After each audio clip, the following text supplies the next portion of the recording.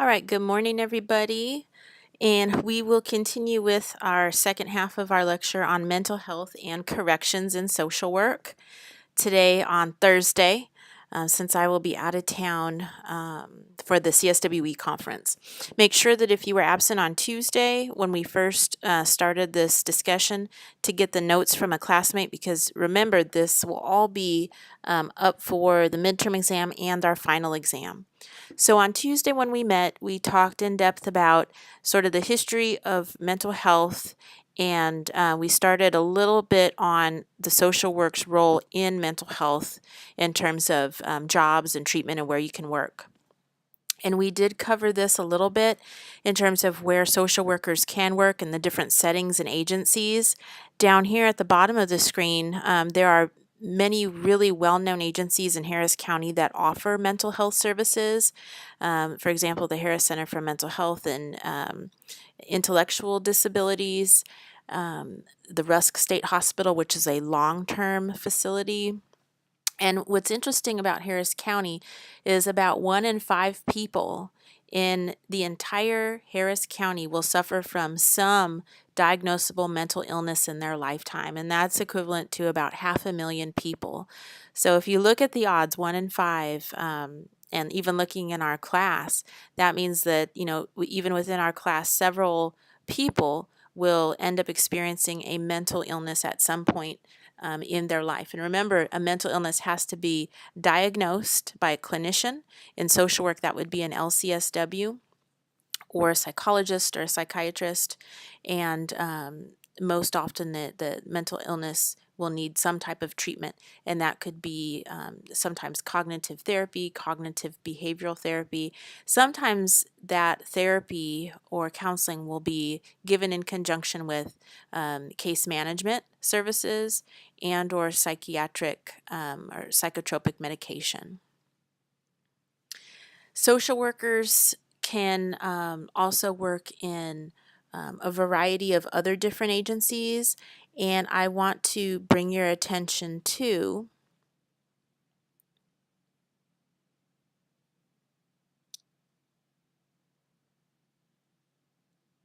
some of our handouts in the Week 7 folder. One of the handouts is a guide to mental health services in Harris County, and this is put out by the Mental Health of America of Greater Houston Agency. And what I like about this particular handout is within Harris County, you get a breakdown in terms of mental health treatment by setting and by population. So, for example, if you're interested in working in mental health, providing mental health services, whether that be case management or counseling, or coordination of services, you could do that at one of these agencies. These are all agencies here that serve children and teenagers in terms of behavioral health. Okay. If you're interested in providing mental health services for older adults, then there are several really well-known and respected agencies in Harris County that do that. And here, if you look to the right, you can see the different types of services and management that they offer. If you're interested in providing mental health services for veterans, these are some of the agencies in Harris County that do that. And this is kind of a nice handout to have, which can serve you in 2 ways.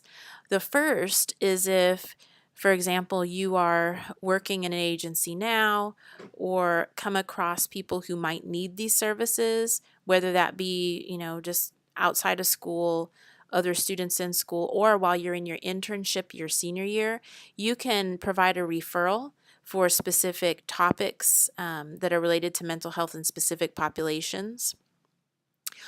And this will also serve you close to graduation, because when you start looking for a job, and let's say you're interested in substance abuse and mental health, then you will know here just a kind of a cheat sheet of the agencies that you might want to contact or the human resources web pages you might want to look at for job openings within Harris County in these areas. So this is a very helpful handout for you.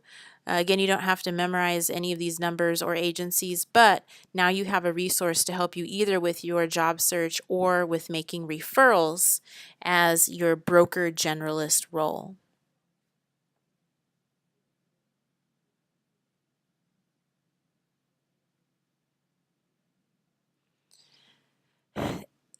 What happened in the 50s was that we saw a steep decline in the number of available long-term mental health facilities like the state hospitals.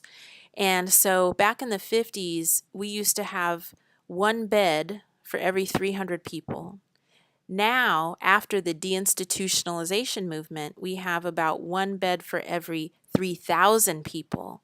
So we had a discussion towards the end of class about what happens to all of these people with serious mental health needs who have now lost their treatment in a long-term facility. And what we kind of came to the conclusion to was they end up most often in jail or prisons, right? So this is where we kind of cross over and see the link between mental health and incarceration or corrections.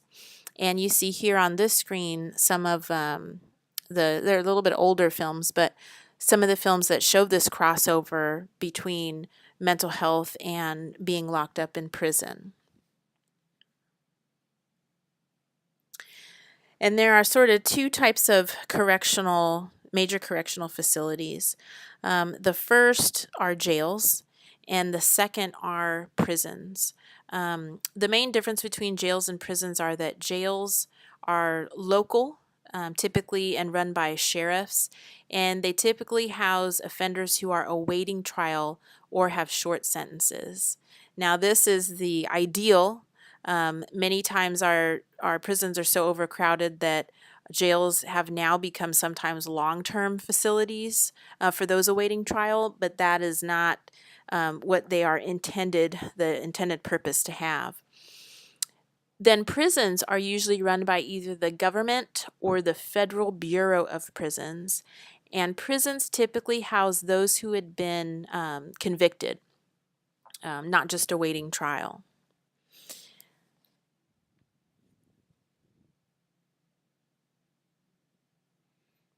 So let's talk a little bit about the penitentiary and some of the history of that, and sort of how the church overlaps that. The church really crosses over a lot into not only social work, but in terms of corrections as well. We're also going to look at the link in terms of racial disproportionality in our criminal justice system.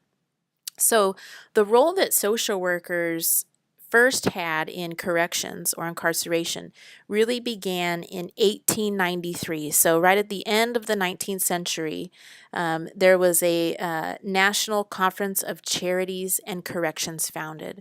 Again, social workers' role in corrections or incarceration began in 1893 with the founding of the National Conference of Charities and Corrections. And the penitentiary, that word comes from penitence. And if some of y'all go to church, especially the Catholic Church, you might be familiar with this root word. So penitence really indicates or suggests asking for forgiveness for something that you've done, to ask for penitence or redemption. So in the 19th century, we turned away from sort of the cruel dunking people in and out of cold water, that kind of thing, using public displays of punishment for crimes or for mental health issues. And we began to see more humane techniques of punishment.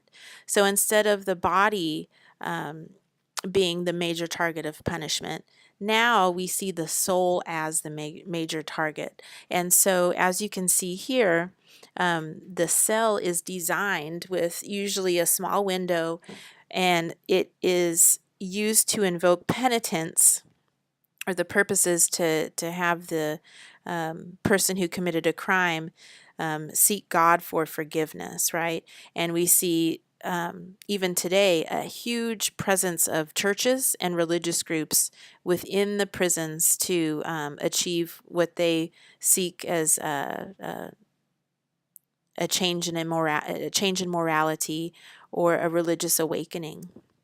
And the cell is an instrument to develop this consciousness. So the cell is very instrumental in isolating someone. And again, the purpose is to invoke this connection with God and seek higher morality. But actually, what happens is something very different. We see institutionalization, and with isolation, we see a further decline in general mental health functioning. So the whole goal for the cell, again, is to transform somebody to be a better person, right? That's the whole goal. So the definition of corrections is a legal specialty that seeks to change and improve the behavior of the convicted offenders through incarceration, parole, and probation, and ideally educational programs and social services, right? So what is the role of social work in incarceration and corrections today? Let's take a look at some of the job ads in the handout section. Again, this is handouts for week 7. So if we look at the UT medical branch, this is a job ad, a previous job ad for a social worker. And so you would be working within mental health inside of a prison setting. And these are some of the things that you would do.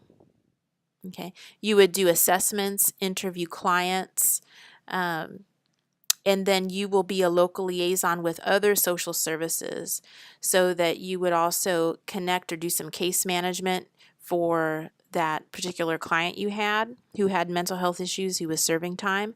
And then you would also provide individual and group counseling. So that's the micro and meso practice. And here it would just be a bachelor's degree that's preferred. And you can see here again some of the keywords: assessment, planning, intervention, evaluation. So you're going to also create reports. So you're going to write up the patient's response to intervention and treatments.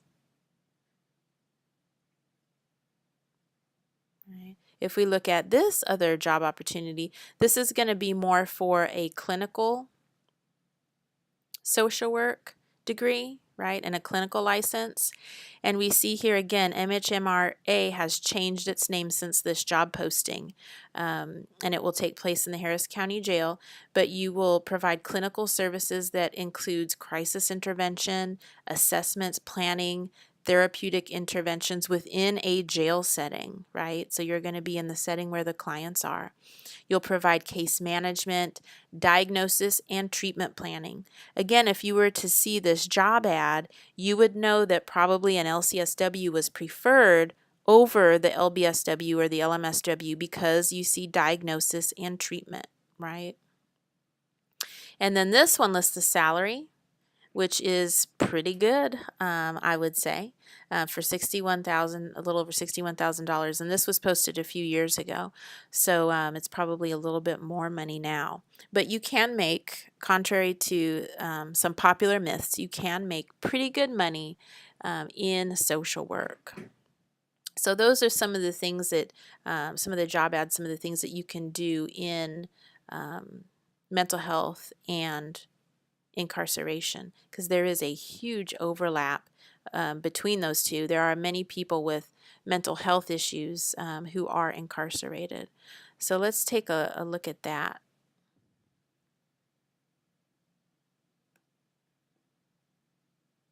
Okay, and we'll talk about why that is. Why are the jails and prisons sort of what we commonly call the new asylums, and why is there so much racial disproportionality in the criminal justice system? And when we talk about these two areas in criminal justice, we have to talk first about the war on drugs, because specific types of policies and practices have really fueled the racial disproportionality and the over proportion of people with mental health issues, especially with substance abuse issues in the criminal justice system. So we first have to look down the Reagan years, right? So during Ronald Reagan's presidency, there was a national law passed, and that was called the Anti-Drug Abuse Act. And that was passed in 1986. And what that did was poured tremendous amounts of money into federal spending on criminal justice and in prisons. And then judges were given the directive to focus on harsher sentencing, right? And so with this act, prison time is determined mostly by the weight of the drugs involved in the offense, and judges could not take into account particular circumstances of individual offenders brought to the court, right? So everything was made more inflexible by this particular law. So parole was abolished, and prisoners had to serve 85% of their sentence under this act, right? No exceptions.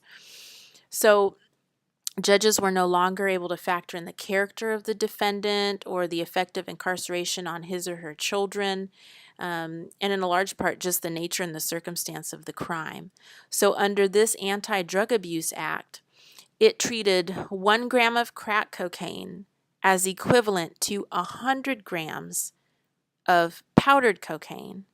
So for example, possession of 5 grams of crack, which was about a thimbleful, triggers a 5-year mandatory minimum, yet over 500 grams of powdered cocaine, which is about half of a kilogram, would trigger that same mandatory minimum. Again, you would get a 5-year sentence, that's a mandatory minimum, if you had 5 grams of cocaine or 500 grams of powdered cocaine. So crack would get a small amount of crack would get you the same prison time as a huge amount of powdered cocaine. Okay. Now, how did this contribute to the racial disparities? Well, if we looked at crack versus cocaine, even at the time in the mid-1980s and the early 1990s, powdered cocaine was very expensive, and it even still tends to be more expensive than crack. And so what would happen is the very wealthy would use the powdered cocaine, and then many minority communities or low-income communities would tend to use the crack. So because the crack required a very small amount to get that 5-year sentence, then our criminal justice system facilitated putting more people of color, disproportionately more so, than those who could afford powdered cocaine. So this was one of the first big pushes into racial disproportionality in the criminal justice system. This particular act, this national act, also took $700 million away from treatment and prevention. So it really focused on criminalization as opposed to treatment. And remember, substance abuse addiction is a mental health illness. It's a mental illness, right? So we saw a huge increase in the prison population due to drug convictions. So how do we assess disproportionality or racial disproportionality in the criminal justice system? We'll take Texas, for example. In Texas, there are about maybe 11 to 14% of the population is African American, right? So in Texas, again, African Americans comprise about 11 to 14% of the state population. However, in prisons, African Americans comprise about 40% of the population. Now, if all things were equal and everyone had the criminal justice system and the laws applied equally, we should only really see 11 to 14% of the prison population is African American, but we don't. That's 40%. That shows us disproportionality. Okay. There are some other acts that also contributed to this problem, the Violent Crime Control and Law Enforcement Act, that automatically gave you a life sentence if you had 3 felonies. And the one nice thing that happened in terms of national policy was the passing of the Mental Health Parity Act of 1996. Now, this was under Bill Clinton, and this was a step in the right direction to treat mental health and substance abuse as opposed to, to reduce the criminalization of it. So prior to 1996, different insurance companies, whether it's United Health, Blue Cross Blue Shield, did not have to cover mental health services, right? The mental health services could be counseling for addiction, substance abuse, other types of abuse, or things people are struggling with. But since 1996, the insurance companies are required to cover, at least in some part, mental health treatment, right? So that is a step in the right direction. But we still incarcerate proportionately more people in the U.S. than in most parts of the world, right? Even in industrialized countries. So, this is a really big problem. And I think historically our policy towards criminal justice has been more punitive than correctional, which it was meant to do, to correct behavior. But we've relied more on punitive justice than restorative justice approaches. And I think that has been our downfall. But we'll talk about what those two different approaches mean and what social work's role is in restorative justice. So let's take a look here at some trends. Okay, so again, here we can see per 100,000 people, the United States incarcerates more, significantly more than any of these other countries, right? And these are the number of people we incarcerate per 100,000. So this is really remarkable when you look at this graph.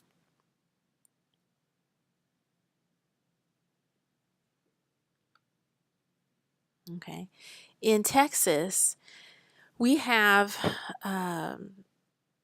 almost 200,000 in jails and prisons, and many people in jails and prisons, like the majority, have who have mental illness have what we call comorbid substance abuse or dependence.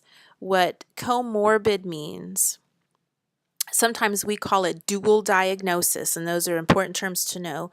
What comorbid or dual diagnosis means is that you have more than one mental illness at the same time, right? So, for example, somebody may have bipolar depression and substance use disorder at the same time. That means there are more than one, okay? Because there are so many people with serious mental health needs who end up getting locked up in prison, I know a lot of prisons and jails are trying to provide mental health services as much as they can, but it's really lacking, right? Because our population is just so large.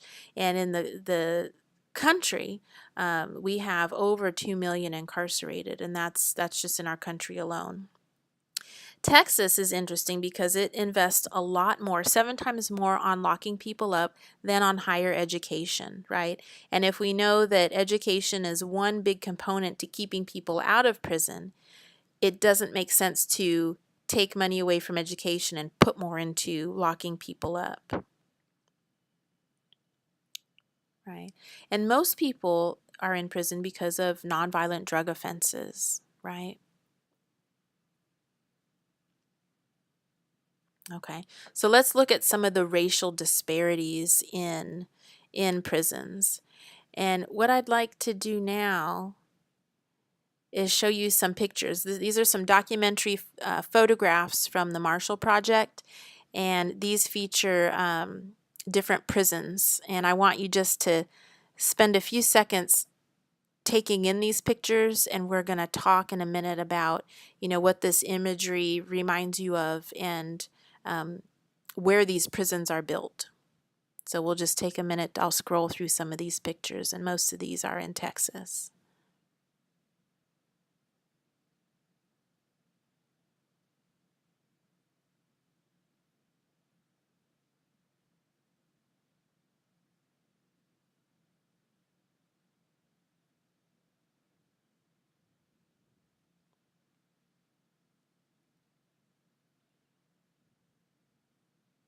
Now you'll notice there are lots of agricultural crops that the prisoners are working in. You'll notice most of these prisoners are doing field work, and you'll notice that the majority of them in these photographs are African American, and that the sheriff in charge or the CO in charge is white and older. If this doesn't remind you of slavery, I'm not sure what image would, right? And when I looked at these images for the first time years ago, that's the first word that came to my mind was slavery. So you wonder, how did this come about? If slavery was abolished, what happened? And why does it still look like slavery, right? In Texas and in much of the South, what a lot of people don't know is that many of these prisons were built on plantations, right? So when slavery was abolished, what the plantation owners did, right, what the state did was convert the plantation into a prison so that it pretty much they people wouldn't be able to call it a plantation anymore because slavery was abolished, but that's exactly what it is. It's just a different name, right? And many of these prisoners either work for free or they work for such little pay. So it's very, very interesting, the history. And if you drive around Sugar Land or go up to Gatesville or Huntsville is where the majority of the men's prisons are in Texas, and Gatesville is where the majority of women's prisons are in Texas, you'll often see these large agricultural crops because the prisoners are forced to work on them and they generate profit for the state, right? Very interesting. And we'll talk about slavery and the tie into our 13th Amendment, right? So if we look at some trends in incarceration, let's take a minute to do that. What you can see from the graph here, let me blow it up a little bit, is a trend in terms of the incarceration rate. Now, keep in mind, this was before President Trump took office. And we're going to talk about what his administration means for incarceration and racial disproportionality as well. But if you look, even during the last few years, or the first couple of years that former President Obama was president, the incarceration rate started going down, right? And if we look here at this piece of data, what does this tell us about the crime rate in the last couple of years, right? It tells us that the crime rate is going down. So you would argue if the crime rate's going down and incarceration rate is going down, then we really wouldn't need to build any more prisons, right? And let's take a look at this 13th Amendment, okay? Now remember, slavery was abolished. But I want you to pay attention to this wording because this is a really important word. Except. So in the 13th Amendment, It says neither slavery nor involuntary servitude, except as a punishment for crime whereof the party shall have been duly convicted, shall exist within the U.S. So what does that mean if I paraphrase? If we paraphrase, that means that slavery is legal if you have been convicted of a crime. So those of us who have been told in public school, in passing and casual conversation that slavery is no longer, that is not true. Slavery is still legal in our U.S. Constitution as long as the slaves are convicted of a crime, right? There you have it. There you have the perfect storm for racial disproportionality and the building of or conversion of plantations into our prisons that house disproportional amounts of people of color. So even our U.S. Constitution still says it's legal, right? Okay. So this creates quite a problem that our new administration, our new president is really taking advantage of, and let's talk a little bit about that. Okay. We talked about jails and prisons being different types. Within the prison system, there are also two types. There are private prisons and public prisons. Okay, public prisons are pretty much government run, government owned, right? Private prisons are different. They are for-profit companies like the Corrections Corporation of America who approach a governor or a state representative or a legislature and say, hey, we can build you these prisons if you contract with us to build them. And if you agree to keep our beds 95% full, then we will save the state money so that you don't have to run your own prisons. We'll run them for you. However, if you don't keep our beds full, then we will fine the state, we'll fine the taxpayers so many millions of dollars, right? So this is what we call a conflict of interest, right? So Texas does have many private prisons. And you can see the number of private prisons had been growing from the 90s to about 2010. And what President Obama did in his presidency was issue a memorandum that said that he wants people to stop building private prisons because of this conflict of interest. Because then judges and the criminal justice system have a vested interest in filling up private prisons so that we don't get fined for not filling all those beds in our contract, right? What I'd like you to do is view the video that is right underneath this video lecture. And it's called The Shocking Way Private Prisons Make Money.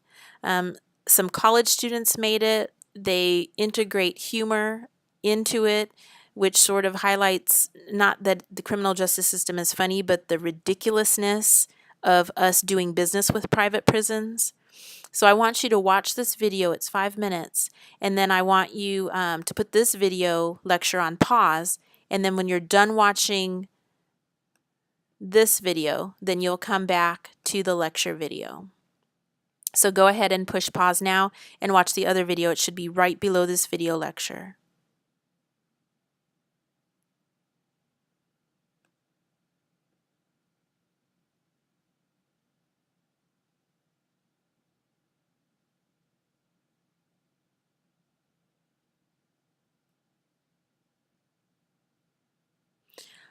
Okay, so you should have watched a little bit of and learned a little bit about how private prisons work. Um, and it is unbelievable. The great thing about our former president, President Obama, was that he saw how much of a conflict of interest this was and not in the best interest of our country, and issued a memorandum saying, hey, we need to stop building these private prisons.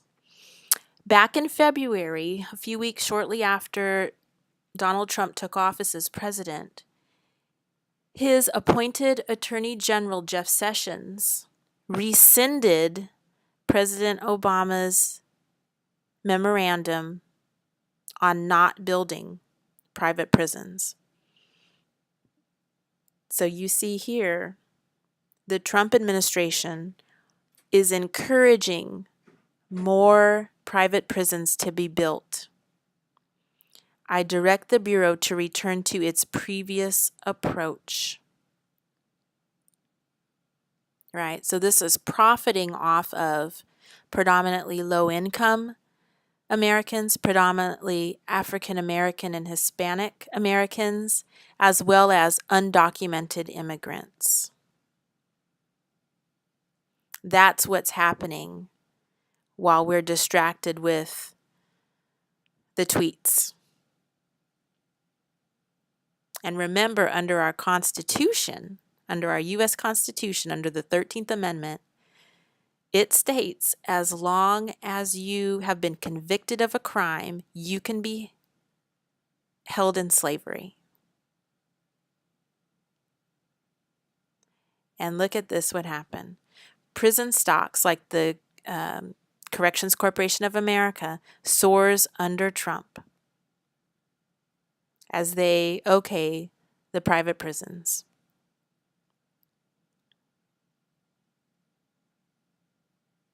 Okay, so if they build more private prisons, how are they going to fill those beds up? If our incarceration rate has been going down and crime has been going down, how are they going to make sure all these beds are filled? Well, let's try to connect the dots and put these together. Okay. They are planning on, I would argue, filling up these private prisons with more people of color and more undocumented immigrants. Okay, how are they going to do that?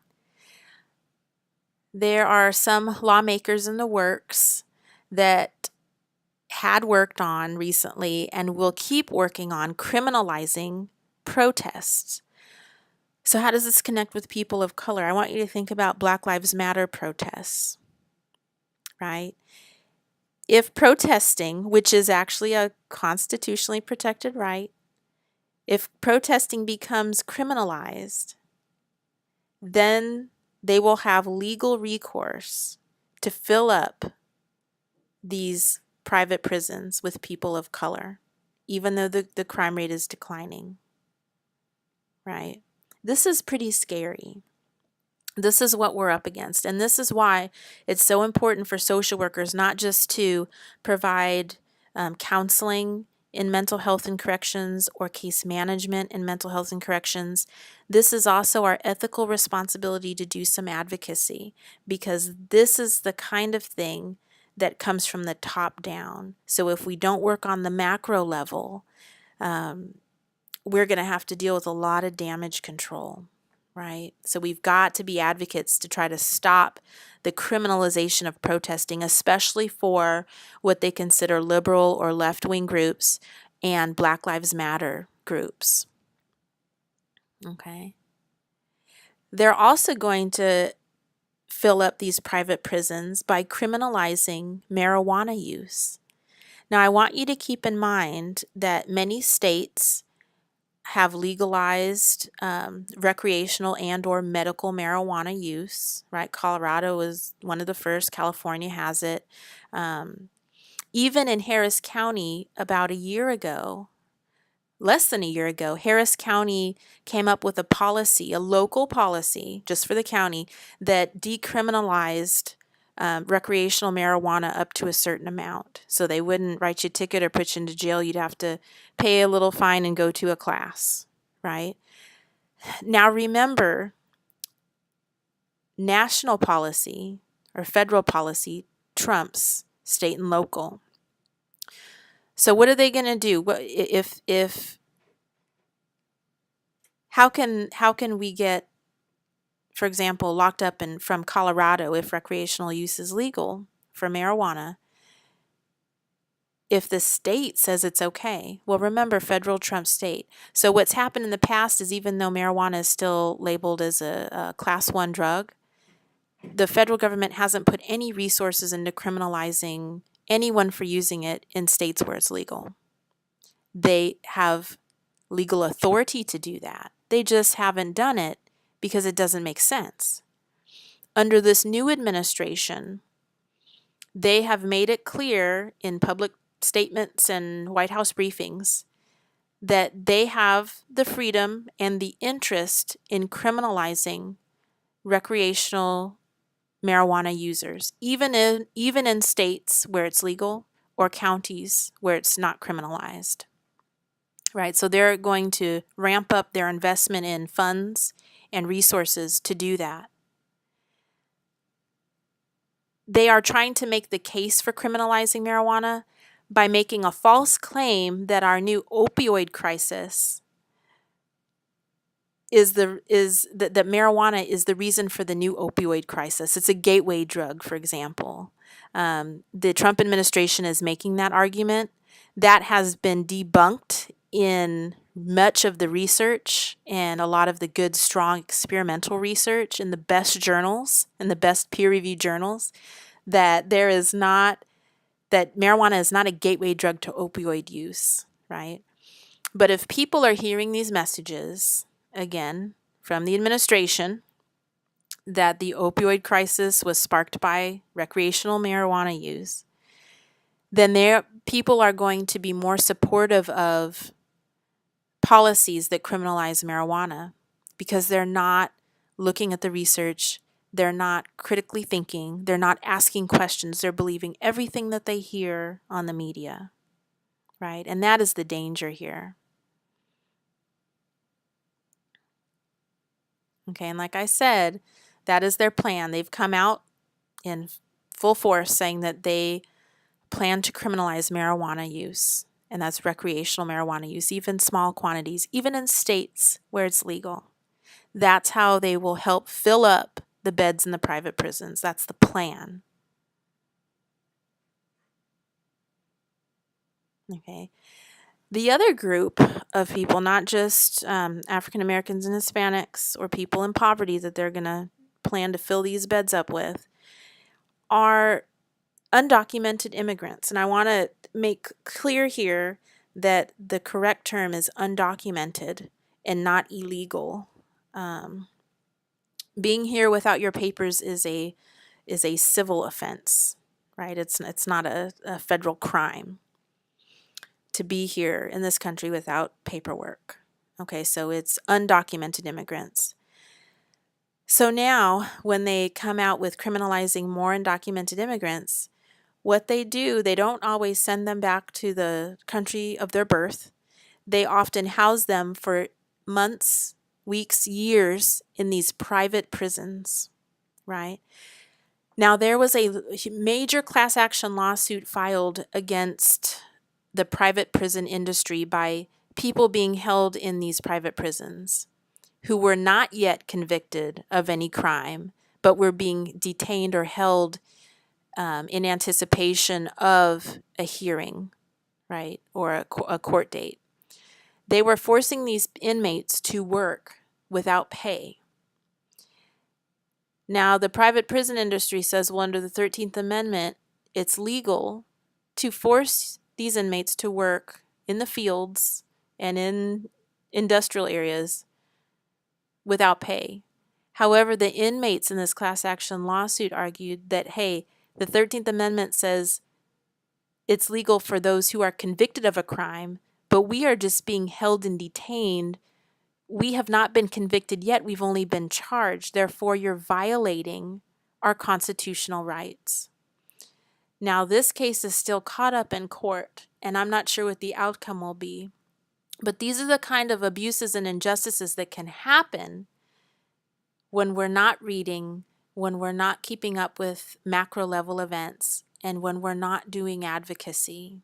So as social workers, again, it's so important to be in touch with your senators and representatives, educate other people about what's going on, your clients and your colleagues and the general public, and try to fight these kind of social justice issues from getting out of control, right?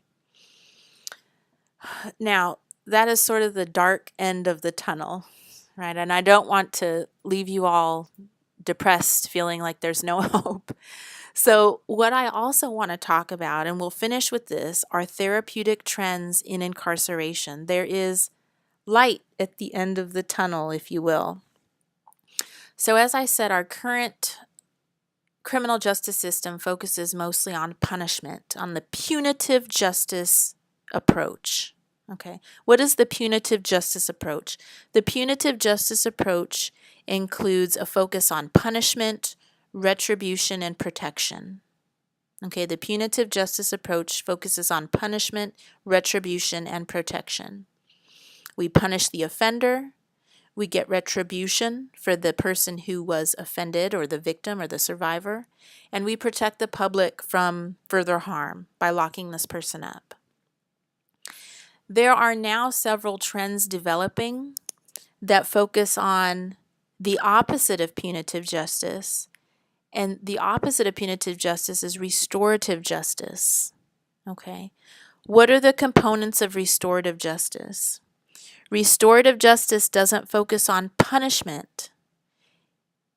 It focuses on restoring what was wrong, okay, or what went wrong, to make it right. We restore what went wrong to make it right. Okay, so restorative justice approach involves the victim, the offender, and the community all working to restore what was wronged. Okay, restorative justice includes the victim, the offender, and the community all working together to restore what was wronged. Okay, so this is a very, I guess it's an approach that focuses on healing and righting what was wrong, as opposed to just punishing and focusing just on the offender. Okay, this is an orientation that originated out of Native American cultures, right? For example, if I were to steal vegetables from somebody else's crop and they found out I did it and I was turned in, instead of going to jail or paying restitution, what I would do is I would work with the community and the person I wronged to plant some more crops for that person so that I would restore what was wrong. I would make it right again.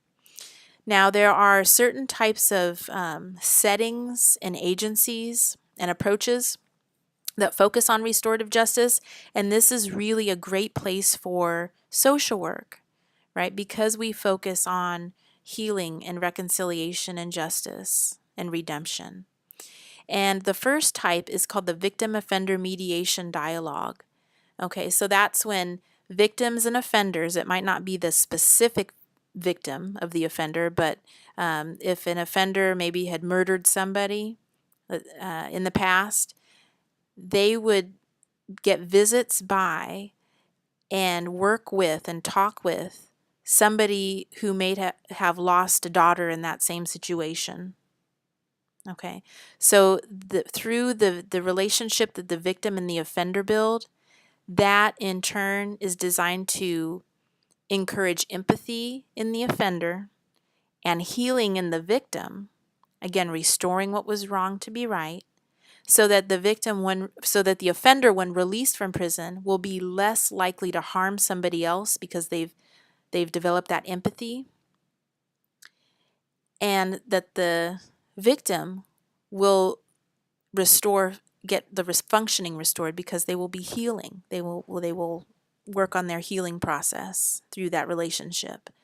And you all learned a little bit about this type of victim offender mediation in dialogue in one of your assigned readings for this week. And we talked last class about the amygdala in your brain. That's the biological piece of the biopsychosocial approach, and how this dialogue between victim and offender can actually regenerate neurons in the amygdala, which is responsible for empathy in the brain, among offenders in prisons. So Bridges to Life program is a program here in Texas, and I've witnessed it myself. I followed them around when I was doing my research and got to go in a prison with them to see this process, and it's amazing to see. You would almost have to see it to believe it. But there is a big healing that takes place within this relationship, right? So that is one type of therapeutic trend, is the victim offender mediation. Then we have parent-child bonding programs. We saw a little bit of that in the Girl Scouts Beyond Bars program here in Texas, and the documentary watched in terms of Troop 1500, where girls, the specific Girl Scout troop for girls with incarcerated parents, they got to go in and have group work with their mothers to try to maintain that bond or strengthen that bond.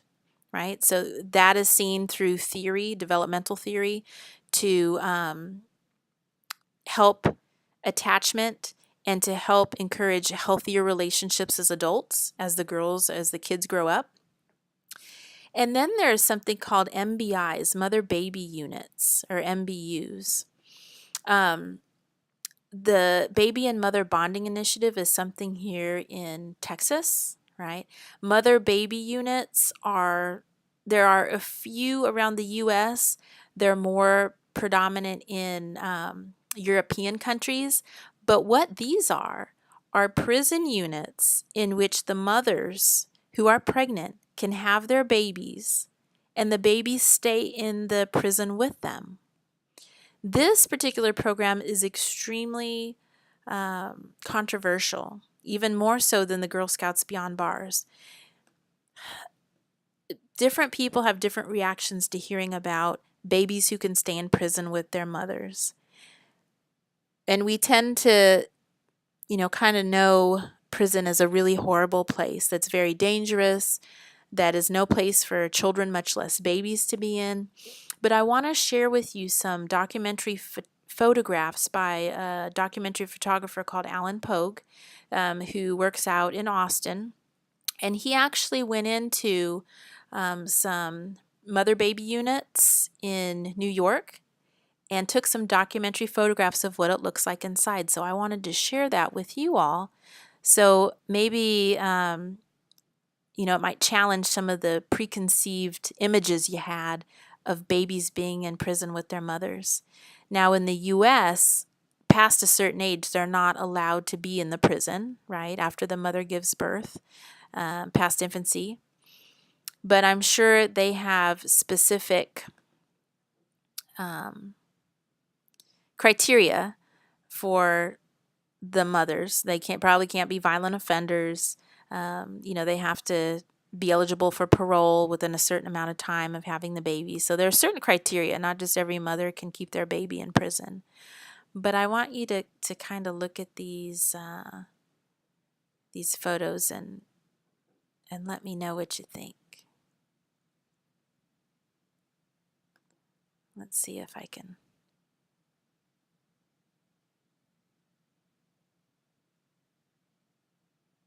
pull it up so you can see it straight up.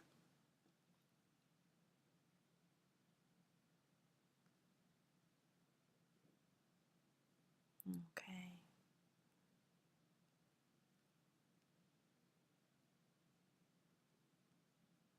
Okay, that's better. So these are actually prison photos taken in prison of a mother-baby unit. Does it look a little different than you expected? Doesn't look like your typical prison, does it? And in many places in other countries, in Sweden and Spain and France, they actually have a completely different looking prison system. And in some countries, they actually have homes on prison where whole families can live. So very out of the box thinking, very different from our Western approach to criminal justice and prisons.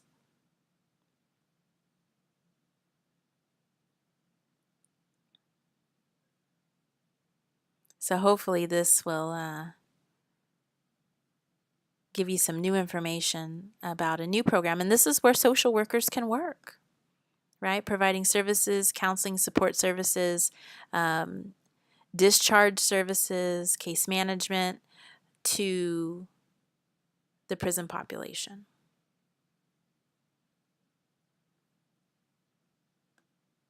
Okay. We also have diversion programs. The Harris County STAR program is a local program, and that's used to divert those who have addiction and mental illness from prison, right? Particularly in terms of substance use and abuse, so that they can get treatment in the community as opposed to serving time, right? So that's a restorative justice approach program. And then we also have some transition homes or halfway houses. Here in Houston area, there is one that's very well known called Angela House. Sister Maureen O'Connell is the founder and director of Angela House here in Houston. She has both a master's in divinity and a social work degree, a master's in social work. So her approach is very unique and restorative justice oriented, and it is for women who transition out of prison, and they can stay at the house, they can learn new skills, they build a savings account, they get counseling and treatment so that they can have some time to transition before moving on as individuals and surviving in the real world again. So it's a really, really neat program. And if you're interested in interning at Angela House, they have opportunities for undergraduate internships. We have one here in our program, and there's also graduate internships at Angela House as well. So this will conclude our lecture on mental health and incarceration and social work's role in that. And please let me know if you have any questions. Again, on Tuesday, we're going to review for our midterm exam. So make sure that you bring your books and your notes and any handouts that will help. And then we will take our midterm exam on Thursday.